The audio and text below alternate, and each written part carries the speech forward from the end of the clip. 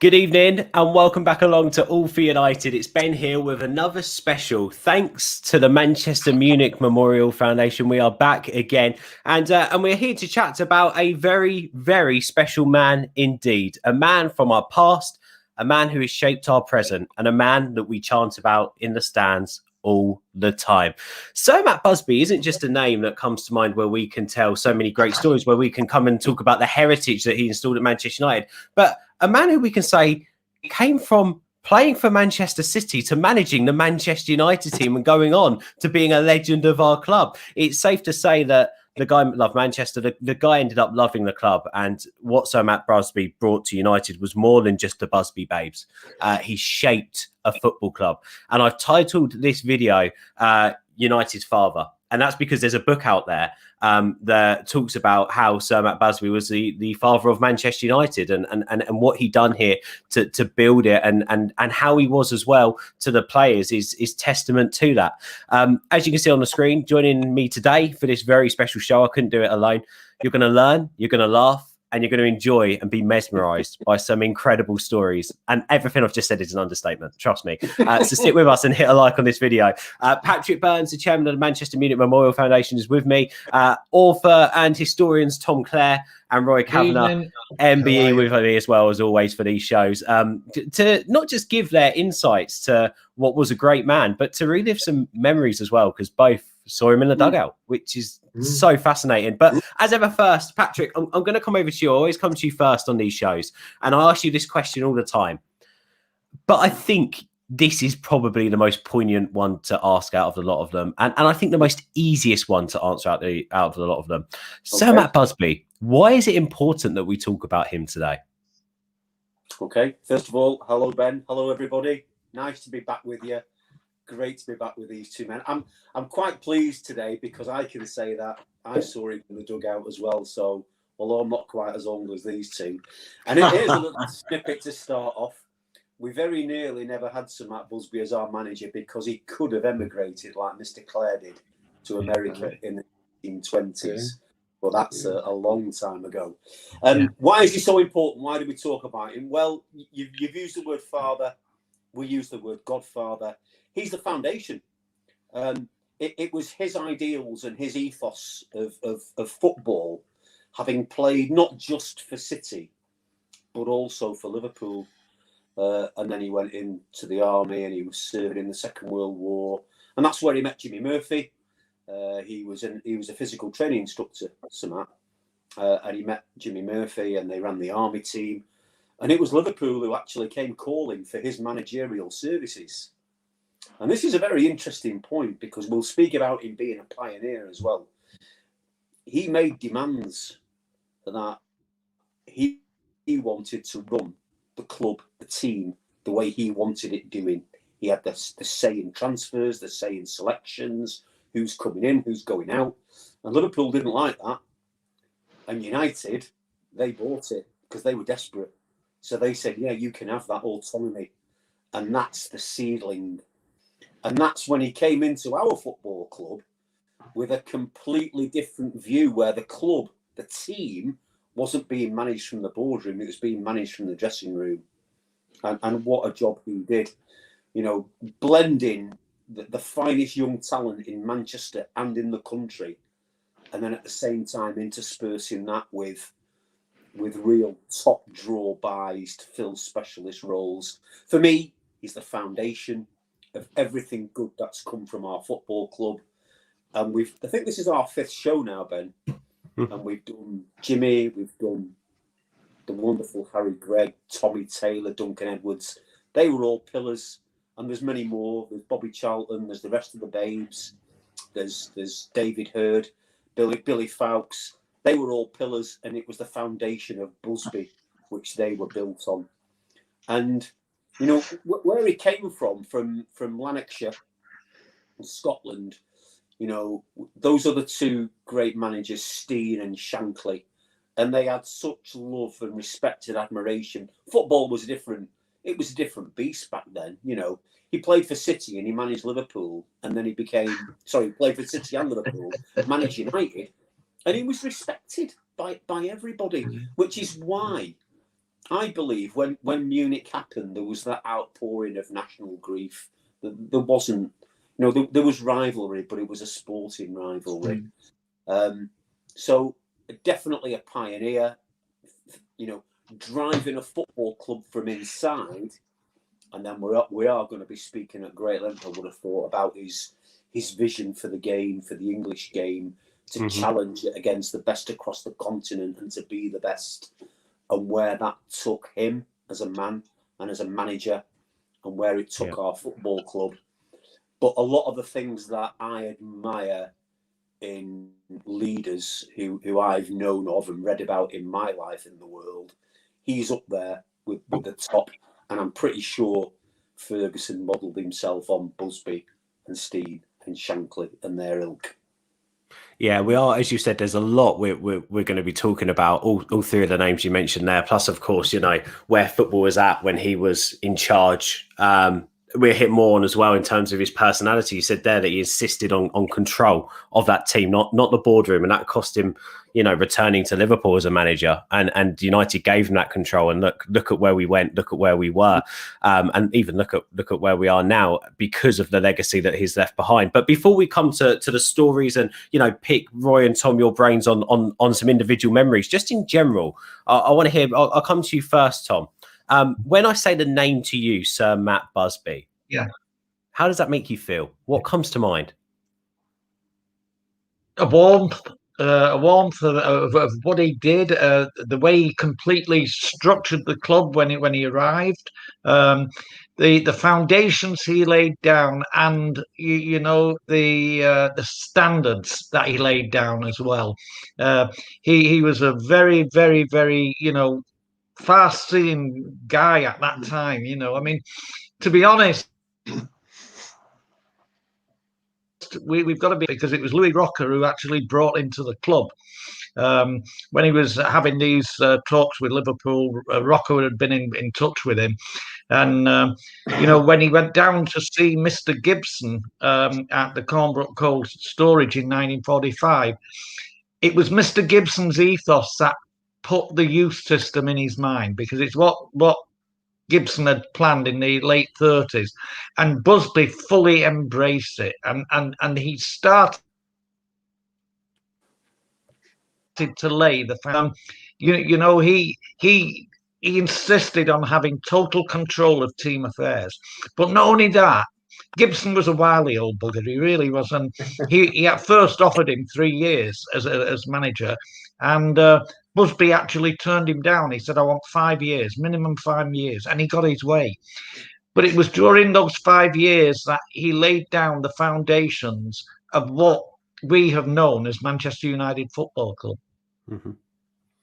Yeah, and what about you, Roy? I want to come over to you with a similar question. Sir Matt Busby, when I say the name, a bit like Tom's just said there, what first comes to mind? What feeling do you get from that name being mentioned to you?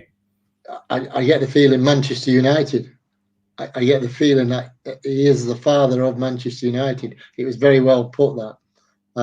I was asked the other week to talk to some managers about inspiration and people who've inspired me, good and bad. And of the 3 people I mentioned, Matt Busby is one of them. And it's not just a glib one from the football point of view.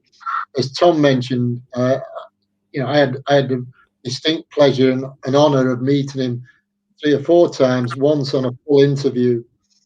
And his memory for name, his courtesy, his kindness to you, no, I am. He just, you felt he was making himself level to you. He had no airs and graces, fantastic memory, a real warmth about him, and of course success. And we were talking before about Ollie and whatever, but you need success as well. You can do all that Matt did, but the FA Cup came in 48, the league title came in 52, which was the last hurrah of those guys who'd been through the war. But then he'd had the foresight 2 years before that to bring on that youth system, and then 56 and 57. And then, of course, an unmentionable disaster, the rebuild, 63, 65, 67, and the Holy Grail. A magnificent man, a true man, and a man I was honoured to meet.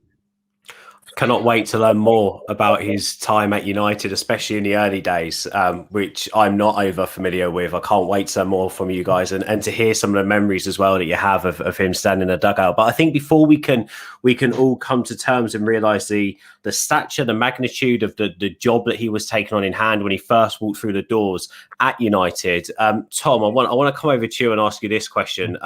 The game back in 1945, late 40s, Sir Matt Busby jumping into that managerial role at Manchester United. What was the game like then? How was football played? Well, it was played in the old, so what we used to call the WM formation: two full backs, 3 half backs, 5 forwards.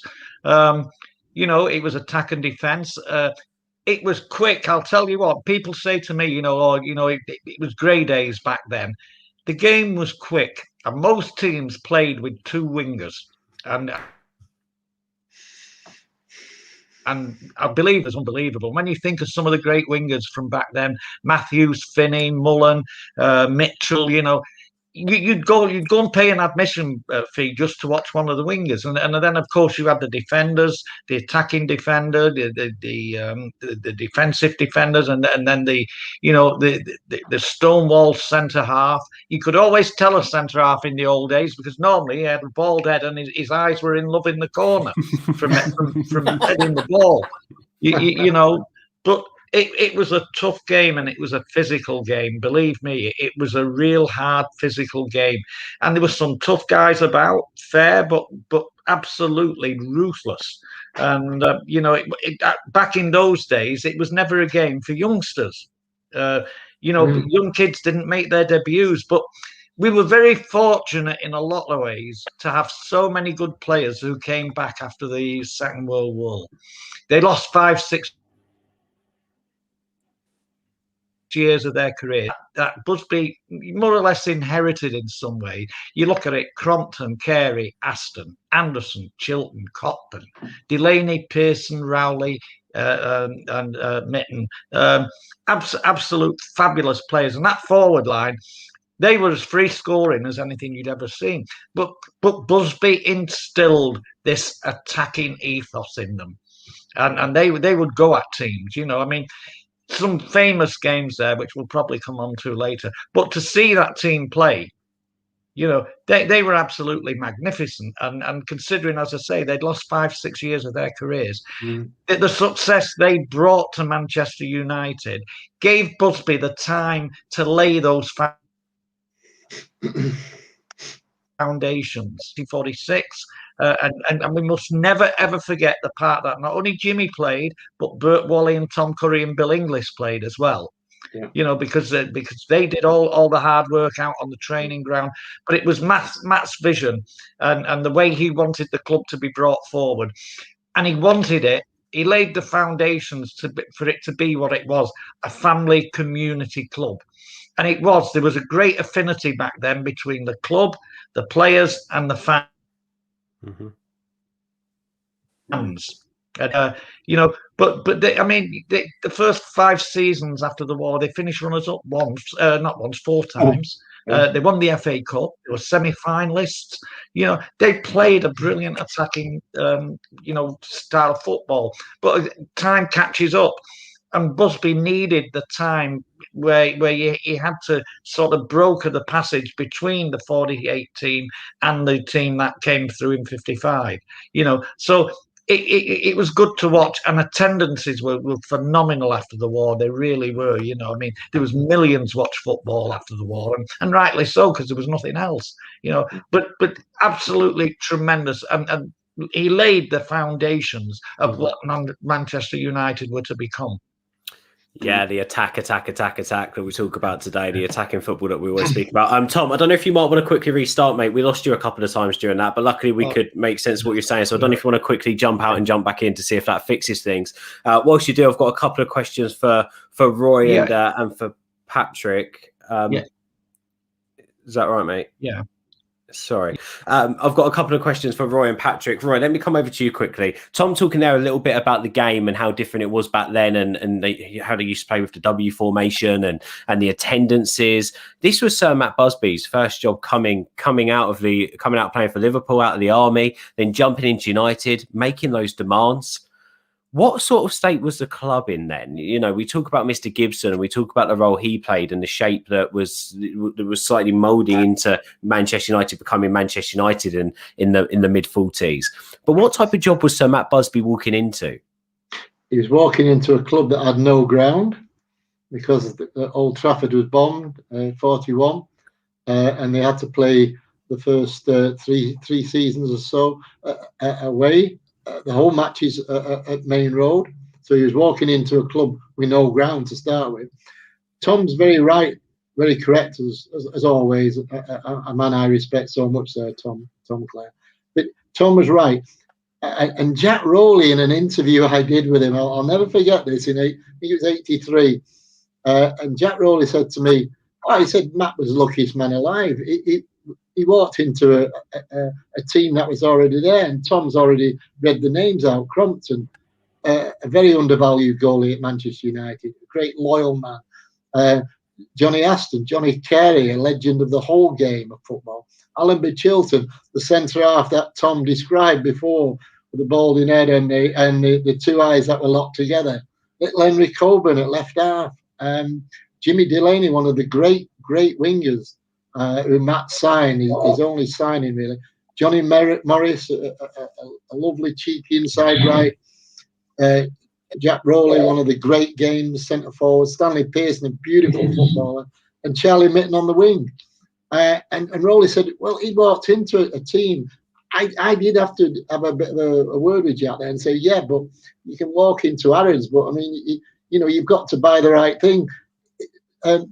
Matt Busby had the knack of bringing them men, worldly men, together as a team unit. And that's what he did throughout his time as Manchester United. The players loved him. He got their respect. But he can't have been a soft touch. There are players there that as soon as they crossed him, it was good night Vienna.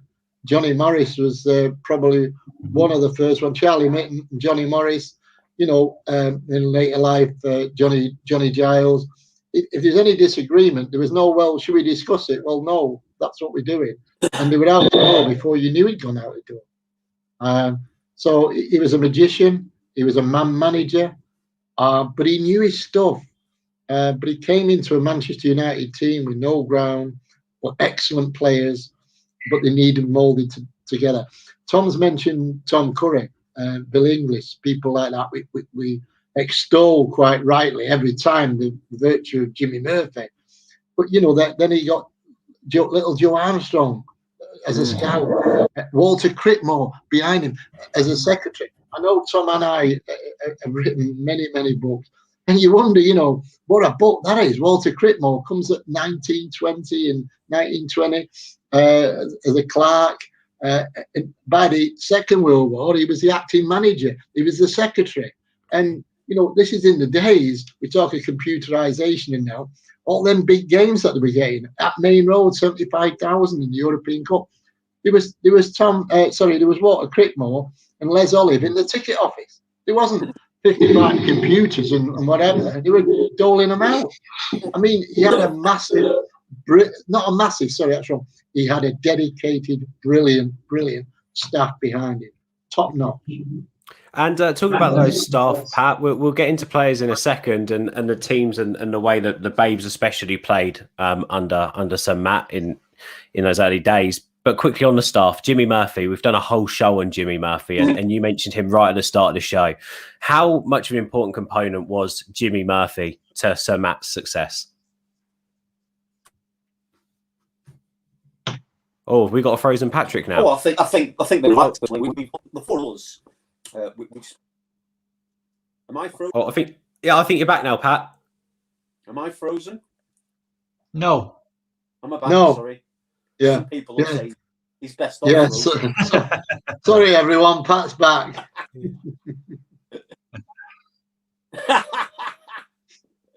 Yeah, we spoke before. They were a double act You know, I can't remember the exact term that Tom used, but you know, Busby was the strategist.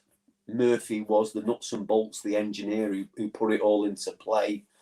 I still say he was his first signing, and he recognised. You know, Roy was talking there about the man.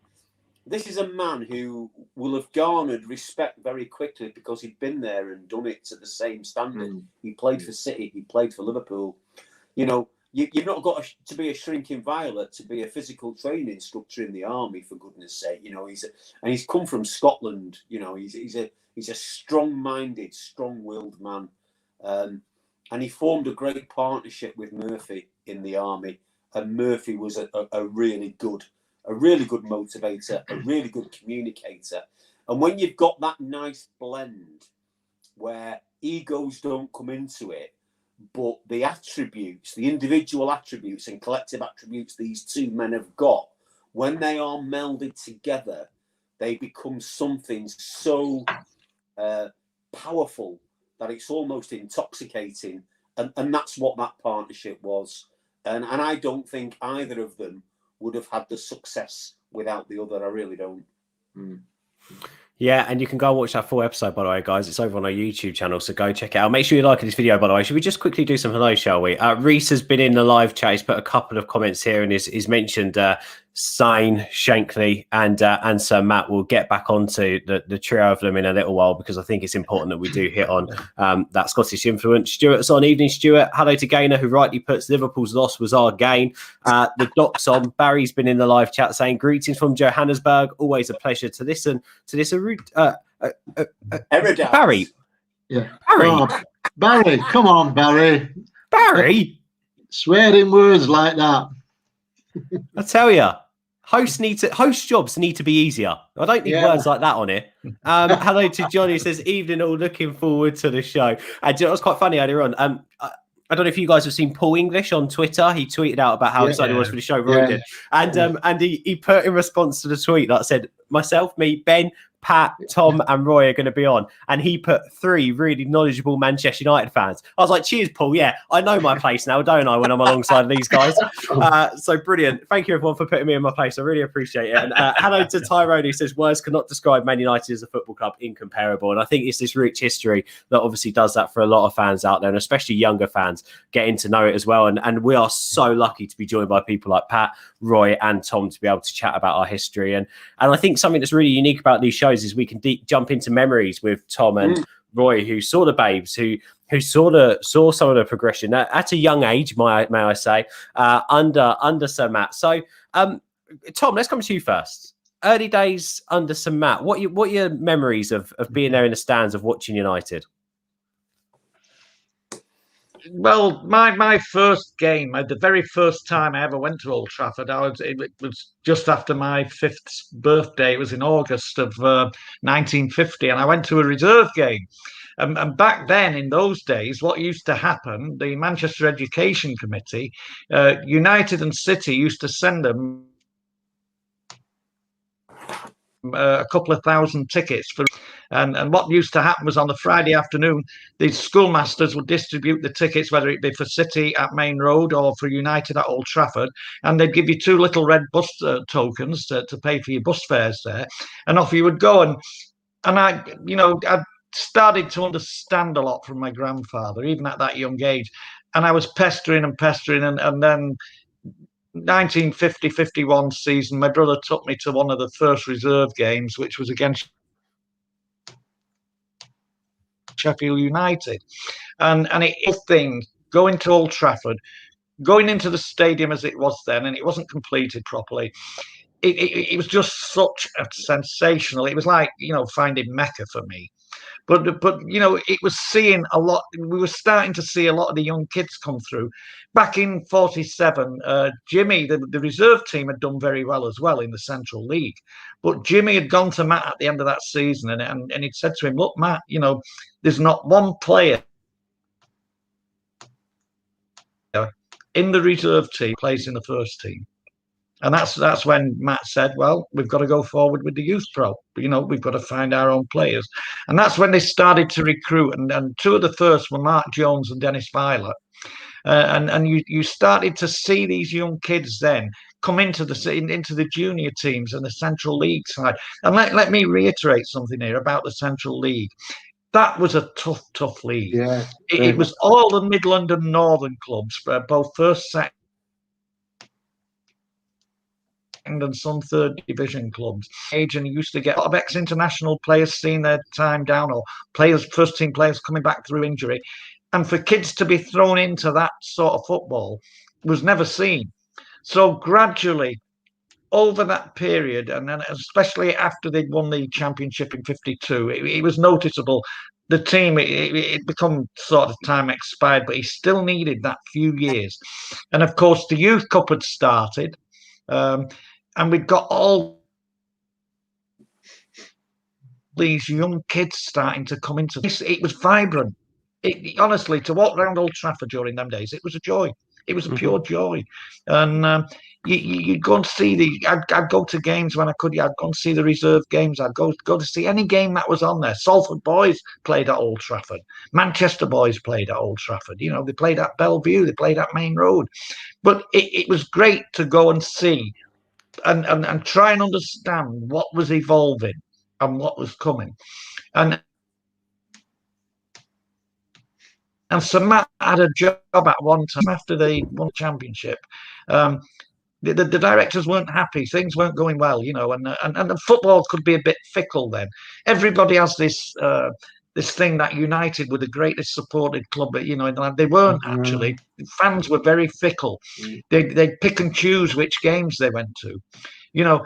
But then we started to see these kids coming through. And it was just a simple joy. The director said, "Oh, this won't work." You know. And he said, "If you meddle, I'm out the door." You know, he said, "I'll resign here and now." You know, he said, "We've got players that'll be worth £250,000, which was an astronomical figure back then." He said, "And wait while they come through." He said, "Have the patience, give me the time." And all the time in the background there was Jimmy Burt and Tom Curry, Bill Inglis, Arthur Powell with the academy team. You know, I mean, the junior team used to play in the Altrincham and District League, and I was looking through an old programme the other night. One season in the Altrincham District League, in 30 games, they scored over 300 goals. these kids playing in open age leagues. You know, and the A team got stronger. The Central League team certainly got stronger. And then, of course, we had the breakthrough when you know, he decided to pitch in the youngsters, Whitefoot, Edwards, Gibson, you know, and results started to come. Yeah, we did get on the end of some defeats, but you could see what was happening. And when it did come, it was well worth well worth the wait. Waiting for. Yeah, I bet. Fascinating stories there, Roy. What about you, Sir Matt? What are your earliest memories of seeing being in the stadium, maybe seeing him on the touchline at home? I don't know. What were your earliest memories? Yeah, well, I first went in '54. I was born in '47.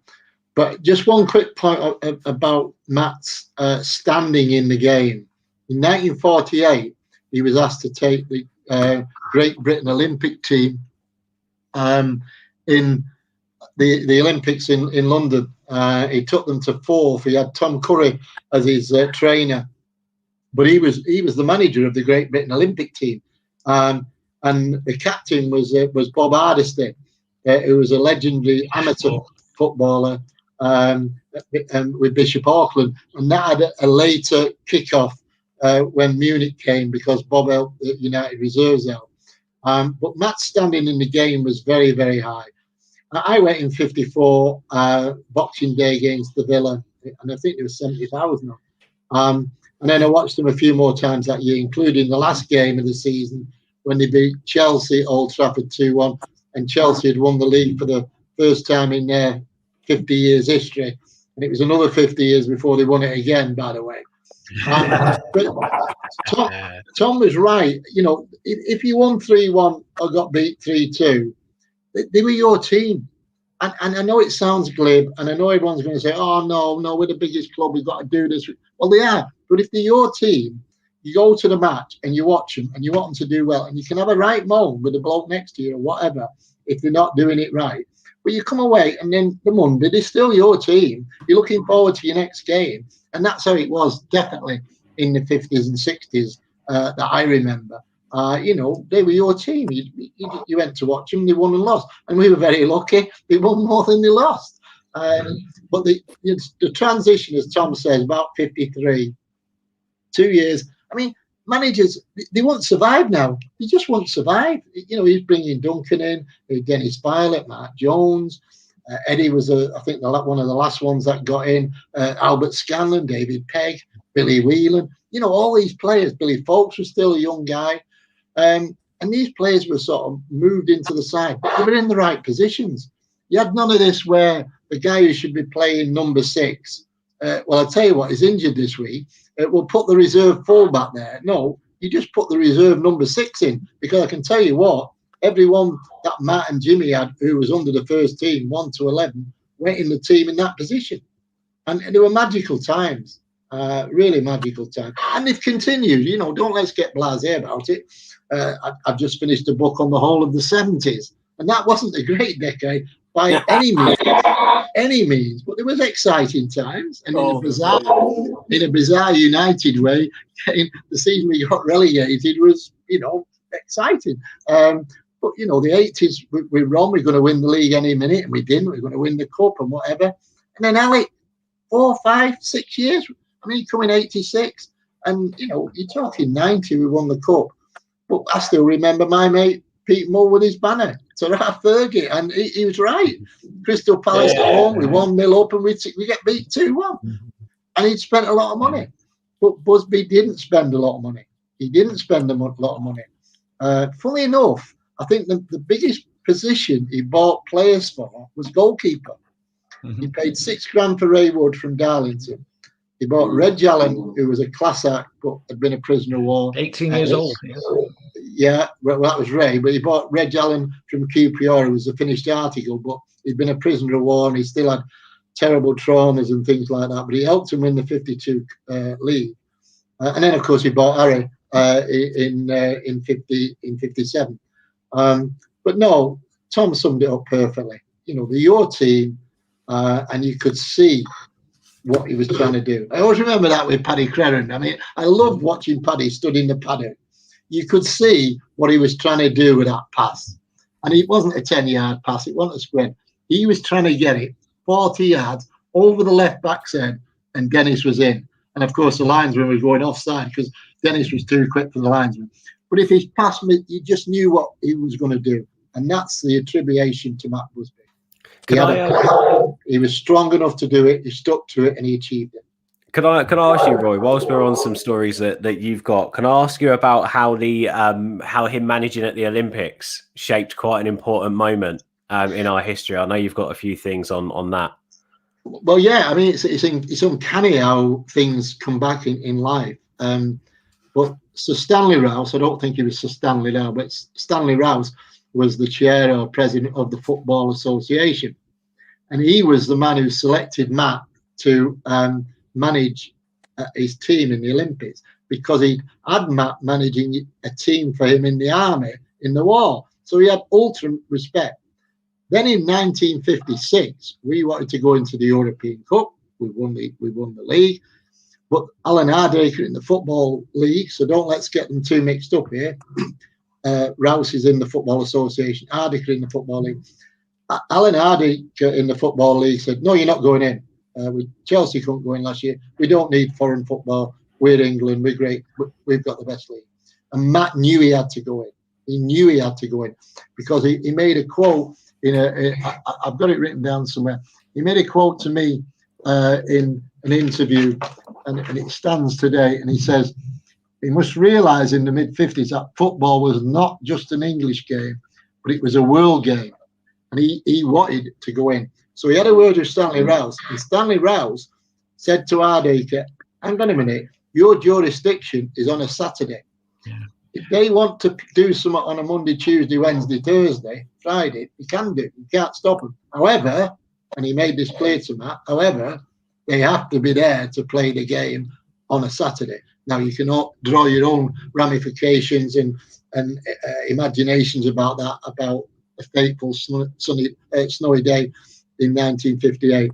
But, you know, there was the standing of Matt Busby, that Sir Stanley Rouse wanted him for his army team and he wanted him for his Olympic team.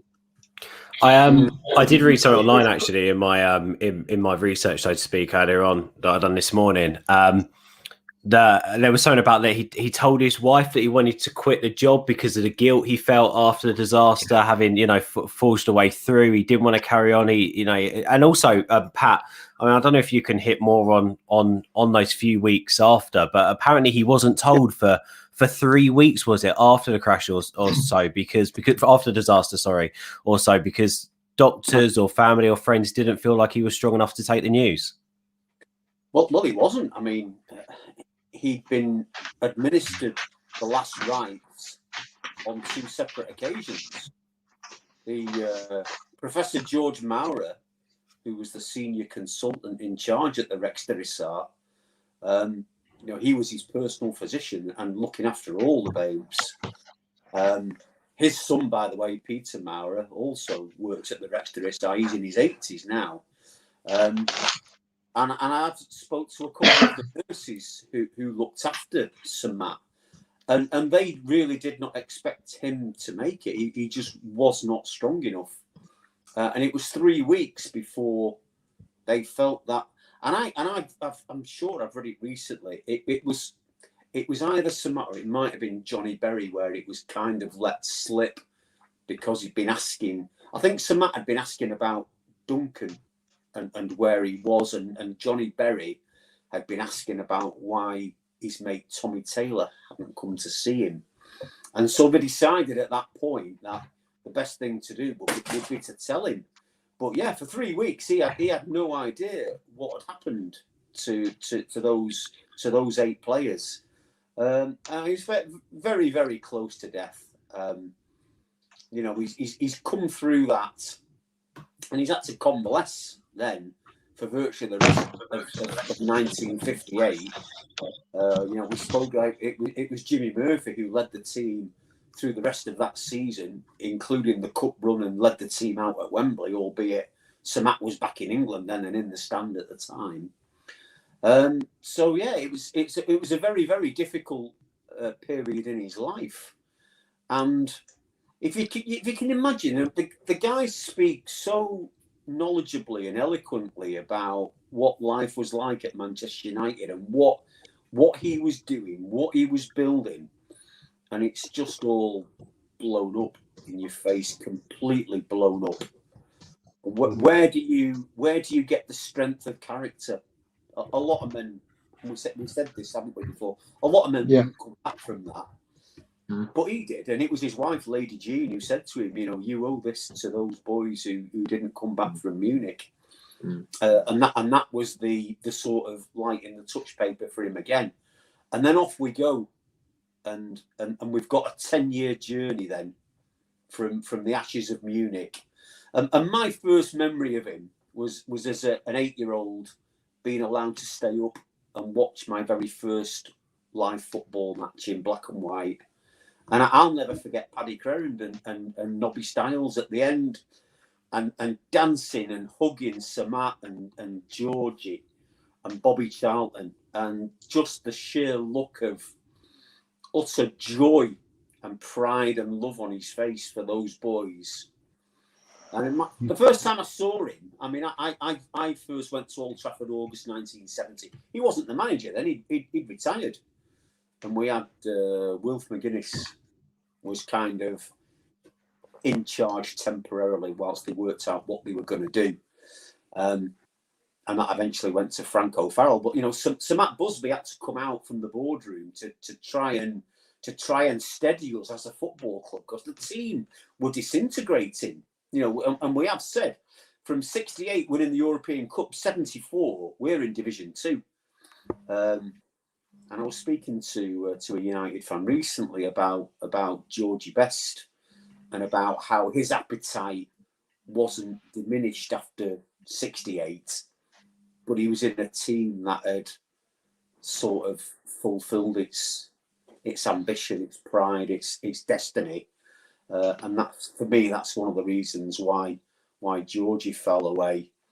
And I'll say, Roy's absolutely right. The 70s, God, if you were a Manchester United fan in the 70s, what a time to be alive. We had such, and I mean such, a blast. You can imagine being a teenager in your mid-teens, going around England with Manchester United. Just, it was phenomenal. I can't imagine it's better than the fans of today who are constantly on Twitter slamming the manager. I can't believe it was better back then than it is now. We'd be 15, 20,000 of us at Oxford, at Cardiff. You know. Yeah, but were they singing Moyes' Red Army? I bet they weren't. No, they weren't. I was speaking to a chap from UEFA back in January, a guy called Mark Chaplin. I did an interview with him for UEFA. And he was telling me about the first time he was not much older than me. He couldn't believe it. We took over the whole of Nottingham, including the whole of Meadow Lane, where Notts County played. It was a phenomenon. If you talk about the Beatles, you know, taking over America, Manchester United going around England in the 70s, you had to be there to see it. You know, we were just incredible as a football club, and that was the years under Doherty. But you know, it was Busby who allowed all that to happen. We became an absolute bloody institution following Munich, and then when we became the first English team to win the European Cup after his good mate Jock Stein had won it with Celtic in '67, you know, we were like, you know, we were on cloud nine, and then when you are that age, and then you're coming off that high. To be relegated in '74, you know, that was hard. And then Doherty takes us off again. And I can see comparisons between what Ferguson has done in his 26-year tenure with what Busby did in his 24. The constant regeneration and reshaping and rebuilding of side after side. You can take that right back to the late 40s, early 50s to Sir Matt Busby. Mm-hmm. Yeah. By the way, you just said a second ago, like having a great time as United fans. Can I just quickly stick in there, completely off topic? Atlantis of Palm Dubai, free product placement. If you want to give us all free holidays when we are out of this lockdown and this mess, all I'd require is 4 family tickets. Pat, you'll just need a few tickets, wouldn't you? Tom, you'll have a couple, and Roy, you'll have a few as well. Just Atlantis of Palm Dubai. I'm just saying. There's free product placement here, so do the right thing. I first went to Dubai when it was a desert. Exactly. Yes, I lived out there for 2 years. That's the only reason why I've got this. Oh, sorry. No. Ben, it was a big of a charity, mate. I can't take bribes. Well, I'll have Pat's tickets then. The only charity I'm interested right now is Ben's Dubai fund. Come on, Atlantis of Palm. Tom, we've got you back in, mate. Hopefully that's the end of the tech. I've changed laptops. Oh, okay, cool. It's good to have you back. Look, we're just chatting then a little bit around Pat was mentioning there the similarities between Sir Matt and Sir Alex, but also we're chatting a bit about the Babes there and what happened after the disaster. And I never knew until I looked this morning about the relationship that Sir Matt and Dennis Law had. Of course, afterwards he agreed, didn't he? Before he agreed to manage the Scotland team, and then once he came back and he was managing again, he gave Dennis Law his debut, didn't he, for the Scottish team at 18? Exactly. So, and then obviously he brought in a number of players. Just quickly, that rebuilding from Sir Matt, how impeccable was he as a manager? He was absolutely brilliant. I mean, his man management skills were second to nobody. He knew how to treat players individually, collectively. But getting back to Dennis, you've got to remember that the first time they ever saw Dennis was in a youth team game in 1954-55 when they went to Huddersfield, and they were playing at Heckmondwike, and this sort of November afternoon, and there was this little frail blonde lad, and Matt wasn't at the game. Jimmy was there, and for the first 20 minutes, Dennis ran them ragged, and by half an hour gone, there were 2 goals down, and Dennis had scored one of them. And Jimmy was absolutely going over the wall. You know, what a great player! Who is this kid? Go and find out. He sent Billy Inglis to go and find out what his name was. And when he got back to Old Trafford, he told Matt about it. He said, we've got to get this kid, you know. And anyway, Andy Beattie, who was the manager of Huddersfield at the time, was a great friend of Matt's. And Busby rang him and he said, look, Andy, you know, I'll give you 10,000 for a young 16-year-old boy, you know, which was enormous again back then, you know. And Beattie turned him down. And, of course, Beattie gave up the managership later, and then it was Bill Shankly who brought Dennis through into the Huddersfield first team. But again, there was so much youth at Old Trafford, you know, all the way down. By 1955, the place was just it was like a boys' club. It really was, and so, you know, the reserve team was so strong. You had 16-year-old Alec Dawson coming through into the reserve team in 55, 56, scored 39 goals in the Central League, 16 years old. You know, you had Bobby Charlton coming through. You know, the strength in depth right throughout the club was magnificent, and you enjoyed it. You enjoyed the whole experience of being a United fan, because, as I said back then, everything was accessible. You could walk to the bus stop with the players. You could sit on the bus with them. You'd see them in the shops, local shops. You'd see them in town, you know, and they were all so approachable. So it was so different back then to what it is now. And I just wish kids today could have experienced what we experienced. But as the transition came, I mean, they played in some wonderful games even before they won that first league title. Royal remember a couple of them. One was the 48 team, played in a cup tie at Aston Villa, where after 11 seconds they were a goal down. Yeah. But at half time they were 5-1 in front. Yeah. And they went on to win 6-5. And then they played in another big scoring game at Chelsea, where Seamus Connell made his debut for Chelsea, scored a hat-trick. His team scored 5 and he finished up on the losing side because United scored 6. Yeah. You know, that was what you were watching. That is the entertainment you were getting. Yeah. But I will say this. There were some good clubs around then, some great clubs who played the game in the right spirit. Can I just hit on that, Tom, just quickly, just whilst you carry on after this? So the story with Dennis Law goes, obviously, he was at Huddersfield for a bit. He then signed for City, didn't he? When Sir Matt was trying to sign him for United, he signed for City for 55,000 at the time, which is huge. A season later, goes to Torino for 110. Didn't settle in Italy, then obviously came to United for how long was he here in the end? The near enough a decade, wasn't he? Just over a decade, 11 years. Years, I think. Yeah, 171 goals in 309 games. But yeah, like you say, there so many good clubs around, and at the time, some willing to spend more money than others. Can I just tell you something, Ben? Go on, mate. It's highly likely, in my opinion, that Dennis would never have joined United if Alec Jeffrey from Doncaster had not broken his leg. Because Alec Jeffrey at that time was coming through at Doncaster, and he was the golden boy, and he was the one that Busby was actually after. And he played for the England under-23s at Ashton Gate in an under-23 international, and the lad broke his leg and hardly played again afterwards. You know, but you know, you look at it then. It's all ifs and buts. If is a little word that separates nations, but you know. But once he made his mind up, I mean, as you said, he gave Dennis his first cap, you know, and he kept a tab on him. And, you know, even when he was at Torino, he kept in touch with him. And then when he knew he was desperate to come back, he went in and he paid that £115,000 fee. Again, enormous back in 1963. But what was the return on it? You know, 2 great players that season, Law and Crerand, and they were the fulcrum. They were the catalyst, like Eric was in the 90s. You know, that turned the team's fortune. And funnily enough, in that first season, 62-63, they couldn't win a game. But ended up going to the cup final and putting on one of the finest cup final displays ever seen. I find it really fascinating that I think there's a certain section of fans of definitely of a certain age that watch MUTV and see Paddy Crowand on the telly who do not give that man the respect he deserves. Because when I hear from people like yourselves about Paddy Crowand, is when you realise actually how much of a good footballer he was and how he is.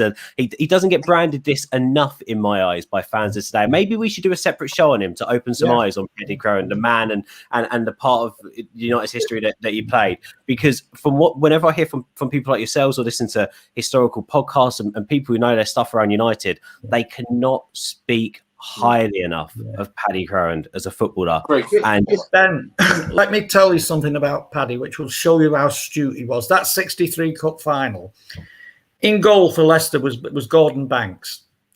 And Paddy had watched games. He'd watched clips on television. He watched how Banks distributed the ball. And he had this habit of throwing it, of feeding it to, they had a wonderful Scots inside forward called David Gibson. And Paddy noticed that 9 times out of 10, Banks would release the ball to Gibson. And in that 63 final, he waited his moment. And if you look at it, Banks gets the ball, throws it out as though it's going to Gibson, but Paddy was in there and he laid on the pass which Dennis opened the scoring with. That's how clever Paddy was. His brain was brilliant. Just a point, Ben, on that Dennis Law thing. When I was writing the Hardman book, what was interesting, and we're eulogising correctly about Sir Matt here, but sometimes, whoever they are, gods or not, you've got to put a hand on the shoulder. And United were broke after Munich, straight after Munich, they broke. They had no insurance. They'd lost 10 players with the lads that got injured as well, Johnny Berry and Jackie Blanchard. They had no money. They had a fantastic junior setup to come through, but they had no money.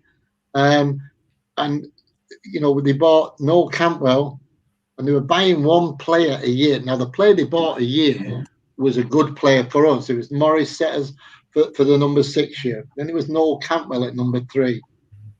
And there was David Hurd at centre forward. And Matt wanted, I'm sure he wanted Dennis, quite correctly, after the Alex Jeffrey thing. He wanted him, but he couldn't afford him when he went to City. And they couldn't afford him when City were going to sell him to Torino, because we spent 45,000 on Albert Quicksall. And, that broke the bank. So they didn't have the money to buy Dennis at those times. And Harold Hardman did say to him, look, Matt, you've got Harry Gregg, you've got Noel Campbell, you've got Morris Setters, you've got David Hurd, you've got Albert Quicksall. We've given you a lot of money. We've not won anything yet since Munich. And I don't think you should go and spend the money, 115,000 on Dennis Law. And I know Louis Edwards and the Edwards family have taken a lot of stick at United, but sometimes when you actually, when we look at the Glazers spitting away, and that's booms with Glazers, but when you're looking at the Glazers, Louis Edwards, because he was the man who put the money there for Albert Quicksall, he was the man who put the money there for Dennis Law, and Harold Hardman, even though he was the chairman, he couldn't stop it. And it was quite right in the end. But Matt, there's a couple of things in the interview that really surprised me. He openly said he had to go to Brussels to watch Onved play Bilbao, to who was going to play United in the quarter-final, because Onved, they'd had the Hungarian uprising in '56, and the Onved team had fled, and they were playing friendlies. Sorry, they were still in the European Cup, but after this defeat, they were playing friendlies all around the world. And he really seriously contemplated on going for Ferenc Puskás, who was in the Hungarian side in 1956.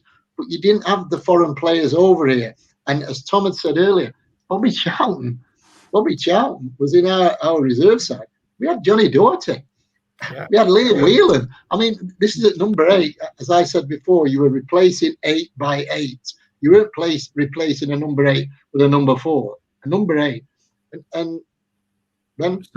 Sorry, Roy. I was going to say, can I ask you a question on that quickly? Sorry, just to butt in. Can I ask you a quick question on that? In terms of Sir Matt and the way he was as a manager, and you've spoken a lot about the squad depth and how he planned and how he got his team to play a certain way so that he could play this, so to speak, system where if someone wasn't available in the first team, you've got a ready-made placement in the reserves.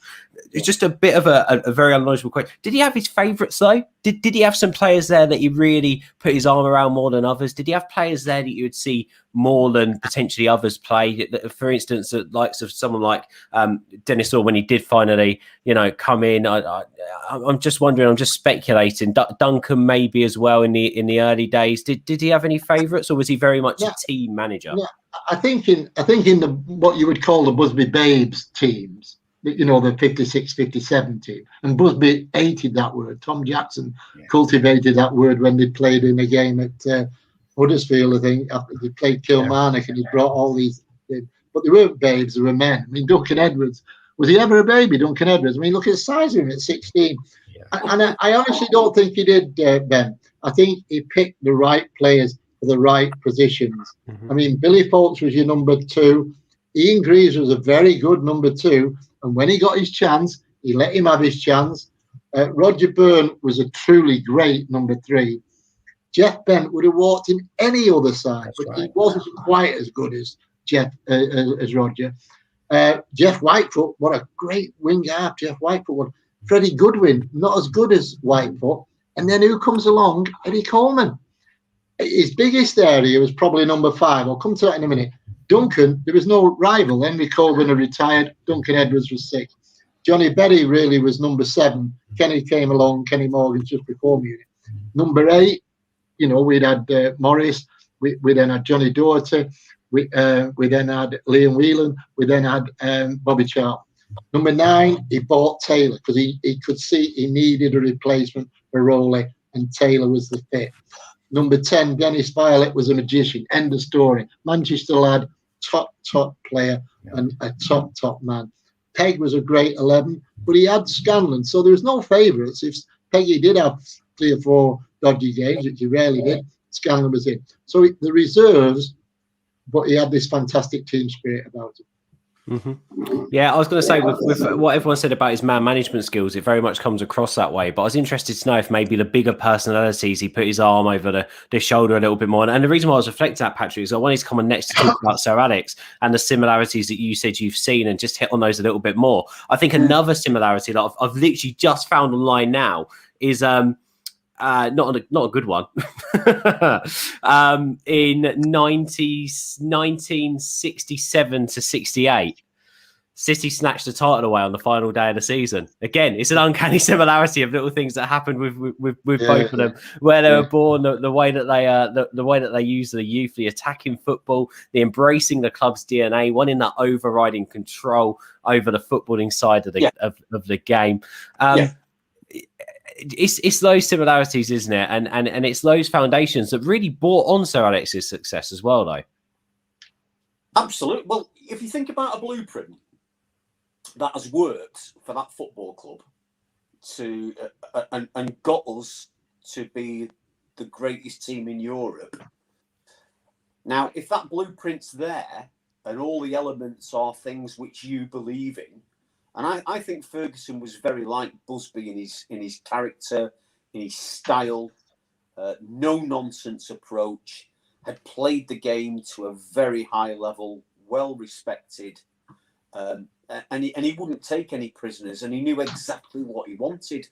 So when you've got a blueprint like that, it just needs fine tuning from time to time, and then you look at the fine tuning that needed to take place sort of 20 years later, 2 decades later, and Ferguson knew what had worked for Manchester United and set about repeating that and improving on that, as quite rightly his trophy haul over his tenure far exceeded Busby's. But I'm pretty certain in my mind it was modelled on Busby's blueprint of bringing through great local young kids and going out and finding, we spoke about Dennis Law being at City. Giggs was going to be at City. So we've done a little bit. Dennis Violet himself was going to be assistant. We've done a little bit of poaching as well as time's gone by. But he's found, just like Sir Matt Busby found. Well, it was Bill Bishop, the scout, who found Georgie Best.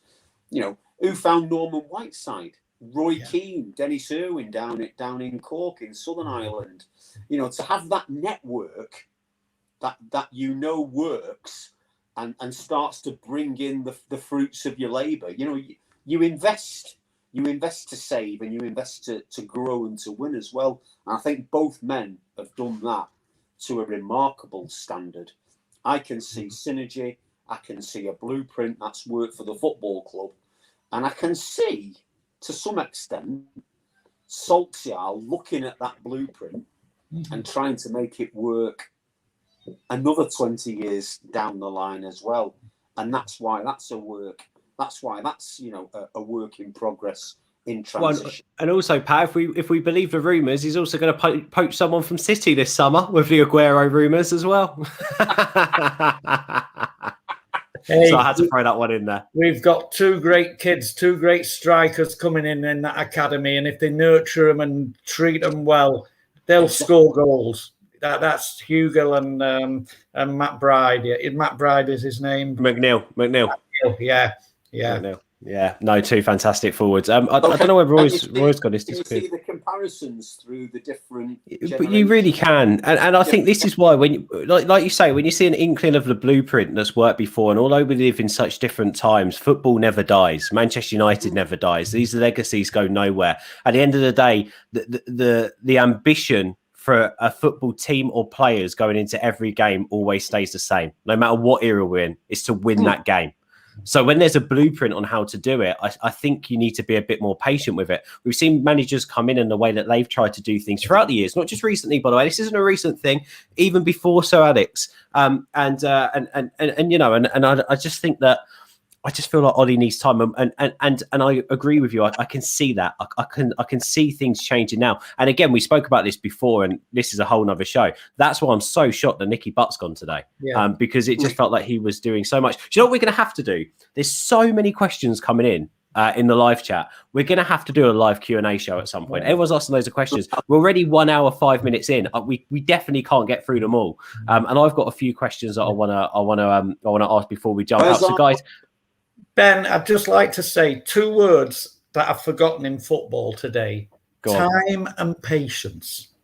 Time and patience. Mm-hmm. Yeah, I agree with that. Sorry, Pat, was you going to say something as well? Sorry, I butted in there. Just said, what's happened to our Roy? Is he dropped off? Yeah, I don't know what's happened. He's slightly disappeared. I just wanted to hit on one more thing with you, Tom. Yeah. And that's towards the end, his retirement. Yeah. Obviously, it came the season after that European Cup success. Yeah. Do you think that was just a thing missing for him to retire a happy man? Do you think it was?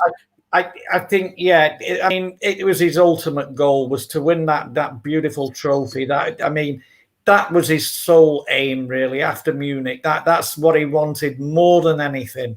And of course, on that night in May in '68, when they won it, he'd done it. He had actually taken, but you've got to remember, he was now into his 60s, and he was a tired man. Let's not beat about the bush. The injuries he suffered at Munich, they lingered. They carried on for a long, till the end of his life. But he became tired, and it was probably the right time for him to go. And things were getting a bit tough at Old Trafford then. The quality of players coming in wasn't as great as they should have been, So, even though the season after they won that trophy, they got to the European Cup semi-final and should have been in the final, but for a bloody stupid, dubious refereeing decision. But he did go at the right time, and then he was coerced into coming back when Will was sacked. But he'd done his time, like I say, back then he was well into his 60s. He wasn't a well man, so it was probably the right time for him to go. Whether the appointment of McGuinness was the right thing is open to debate, but again, just like happened with Sir Alex, how do you step into a man's shoes like Sir Matt Busby? Yeah. No, it's a very, very good point, Roy. We're just hitting on his retirement and the fact that going for that European trophy for him was the ultimate goal. Yeah. Just jumping back, Wilf McGuinness, who we all know, and what a fantastic guy Wilf is as well, a great dinner speaker. He said to me, Roy, I was 32. I'm replacing Sir Matt. He's my father. I'm replacing Sir Matt. He said, it was like getting married to Dolly Parton. The job's just too big for me. I couldn't handle it. He said, which I always thought was an interesting comment. But yeah, it was the time to go, 68, because without a shadow of a doubt, 48 win the FA Cup, great side, 56, 58 disaster, 68 come back, achieve the all. You literally could not do, in a way, when he walked out of the Wembley Stadium that night, he could have walked away totally. He did another season, and as Tom said, he was robbed by a referee from going to another European Cup final. And I think we'd have won that, because that was still a very young Ajax side, and Milan beat them 4-1. But it was a bit sad at the end. But you can't, the father of Manchester United, end of story. Finally, on the Holy Grail, getting that European trophy in the end. Yeah, I think it was the pinnacle for him. It was everything for him, and I've got nothing but admiration for a man who has given everything. It's been ripped up in front of him, and he's come back and given it all again and got us there in the end.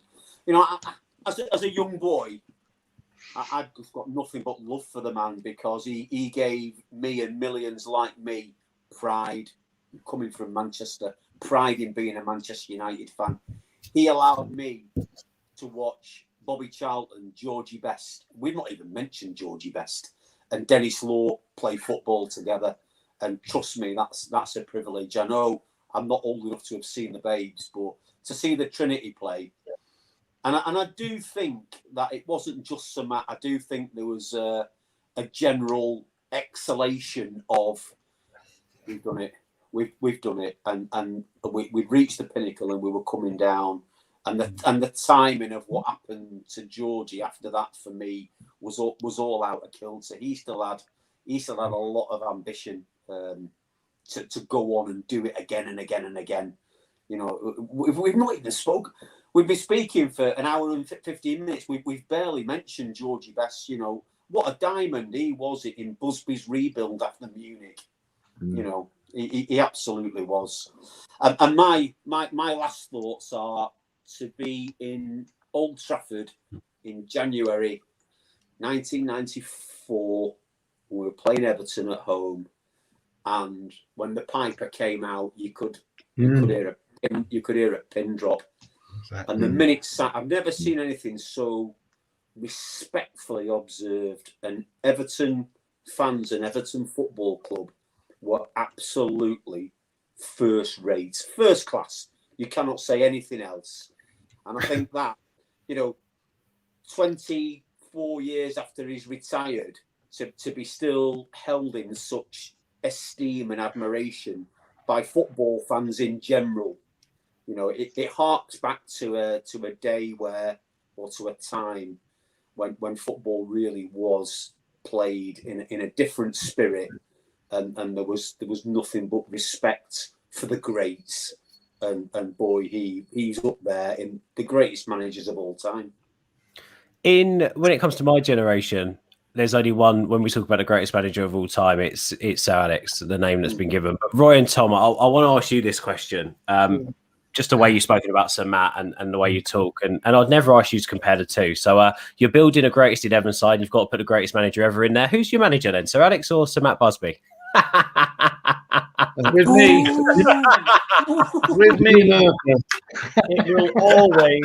it will always be Sir Matt. And I'm going to tell you something, Ben, and I hope you'll allow me to do this. But my favourite sports journalist was a Scotsman from the same area as Sir Matt came from, a guy, the late Hugh McIlvenney. And he wrote one of the most beautiful eulogies after Sir Matt died. And I'll just read you just a couple of paragraphs. And this gives you the idea, the aura that Sir Matt was held throughout the game. And I'll just read it. And what Hugh McIlvenney wrote was, if Busby had stood dressed for the pit and somebody alongside him in the room had worn ermine, there would have been no difficulty about deciding who was so special. Granting him a knighthood did not elevate him. It raised, however, briefly, the whole dubious phenomenon of the honour system. Busby emanated presence, substance, the quality of strength without arrogance. No man, in my experience, ever exemplified better the ability to treat you as an equal while leaving you with the sure knowledge that you were less than he was. Such men do not have to be appointed leaders. Some democracy of the instincts and the blood elects them to be in the charge. And now there's just a little piece here about how he was. There was an occasion in Europe not long ago when Paddy Crerand came scrambling onto the team bus after all the other travellers were seated. You must be a very important important person, the manager said. You have kept the directors of Manchester United waiting. You have kept your teammates waiting. You have kept the press waiting. And most of all, you've kept me waiting. It must be wonderful to be as important as you are. The man didn't miss you and hit the wall, a friend said to Paddy as he sank disconsolately into the nearest vacant seat. Paddy responded, don't worry about it. He said, there's a lot more where that came from. That was Sir Matt, the man, the manager. You know, I mean, how more eloquent could you put it than that? No, that was fantastic, Tom. Thank you for sharing that with us. But just another quick one. If anybody wants to learn about the relationship of Matt and Jimmy, there's a wonderful book out. It's called When You Put on a Red Shirt, and it's by Keith Dewhurst. And it tells the story of Matt and Jimmy's relationship, and it's a wonderful, wonderful read. Thank you for that, Tom. No, thank you for all of that. That's really, thank you for sharing that. But I don't know if you noticed, Tom, what I was going to say was Roy sat on the fence when I asked that question. So I think now we should go and put the question back over to Roy because you answered it so honestly and he didn't. Now, well, if it was for me, I still think Georgie Best is the finest footballer I've ever seen. There you go. Consequently, if I was picking my Manchester United manager and I had to pick one of the two, it would be Sir Matt Busby. But that doesn't mean to say Ferguson wasn't the greatest as well. But Matt Busby would be the one. I was going to say, Roy, I think my generation and those who would know who would go so it's because we've lived Sir Alex times. I think you've got to take that level with us as fans, experiencing that as Sir Alex, then putting that into context to people like yourselves who have experienced Sir Matt Busby, then to understand how much of a great man and manager Sir Matt was, but not just a manager, but what they call a visionary. Yeah, he laid the foundations for this club to succeed so much more past his tenure, and that's what's really, really important. Not only the club, British football. Yes. No European Cup without Sir Matt. Mm-hmm. Yeah, he was the man who took them there. Chelsea just walked away. I'm going to have to make it a clean sweep then. Sir Matt edges it. Mm-hmm. Yeah. And that just shows the manager he was and shows what he's done to our football club and how enriched he is in the history. Guys, you have to go back. What a great football club. We've had two of them. Exactly. You have to go back to those humble beginnings of what he actually started with. Yeah. Nothing. Yeah. Absolutely nothing. Well, as Patrick said earlier, was it Patrick or was it Roy? What was one of you said earlier on? Old Trafford wasn't even Old Trafford because of the war. There was no stadium there. He literally had nothing, and the success he took the club to, especially after Munich as well, was quite remarkable. Guys, I think should we end it there? We've done an hour 15 minutes. Yeah. I think everyone's still fascinated by us. I don't think anyone wants us to go. But we literally could. I think what we'll do, we see if we can get some time in next week to do a Q&A show. Loads of people asking questions, and then quite excitedly, because the boys are back in town, we want to start doing something a bit more regularly if we can. We're going to take a look at doing our greatest 11s from each particular decade, which is going to be fascinating. We've got to sort out the fine lines between that, though, because are we going to say anyone playing within that decade, or are we going to say for the person to have made their Manchester United debut in that decade to make more sense of it? So we've got to fine tune the lines, because we don't want to, hit on players crossing over and stuff. We want to hit the hardest job ever, because it's not who you select, it's who you leave out. Yeah. Well, it's not for me, Tom, because I'm asking the questions, which is great. I don't have to do anything. The pressure's on you guys. What will be really interesting, Ben, is because I've done mine, between the three of us, how many of us picked the same player out of 11? I bet there's going to be in the region of, I'll say 5 or 6 players that all three of us pick. Well, just to give you a little twister on that and a topic of conversation, again, it also depends how you're playing the formation system. Yes, exactly. Because 4-2-4 is really a united formation. And I'll just throw one in here. Where would Bobby get into that team in a 4-2-4? Because possibly outside left. Sadly, he's not going to be in the 2 midfielders. I don't think, because Edwards is going to be one of them. Robson's probably going to be there. So where is he? Number 9? Well, to me, it's got to be Tommy Taylor. So there's a really interesting question, and that you'd automatically have Best, Law and Charlton. But yeah, you know where you can put Best, and you know where you can put Law. But where does Bobby actually play in that team? And he is a world great, and a Manchester United. Brilliant. Well, we'll have to come up with that. We'll have to come up with that. Let's not tease the guys to it. Go on, Tom. Just one thing before you go. I'd like you to consider doing a programme on one of our own boys, our own Mancunians, Dennis Violet. Good man. Let's do it. If you want to do it, Tom, let's do it. Let's find some room. Let's do it. Let's do a Q&A show. Let's do Violet, and then let's move on to our 11s. More than happy to do that. There's the Duke. Yeah, I've got it. I've got it here, fella. We'll leave it there then, guys. Honestly, all three of you, it's an honour to do these shows with you. Some of the stories, and I do just sit here in awe listening sometimes. And Tom, that's why I was keen for you to sort out the tech problems, because I want to listen to everything you're saying. I don't want to miss a word. I want to hear everything. So thank you for that. And Roy, you forgot the MBE at the end of your name on here. Is that legally allowed? I'm a man of the people. He's a man of America and England. America and England. You're a man of the Atlantis Palm in Dubai, and there we've got that. So Ben, Roy has the MBE, and I have the BEM. And Roy is the master bum examiner, and I am the bum examiner's mate. That sums it up perfectly. I think that's all we need to know. And just once again, Atlantis Palm Dubai. If you're the OB, Atlantis Palm Dubai. If you are watching, please just send us some tickets, but not to Pat. Send me Pat's, because Pat can't accept them because they're a charity. So, guys, thank you for watching. Everyone's sounding off in the comments saying great show. That was really good chatting to you guys. We'll be back. Yourself, mate. I will, mate. Guys. Bye-bye. I'll get that.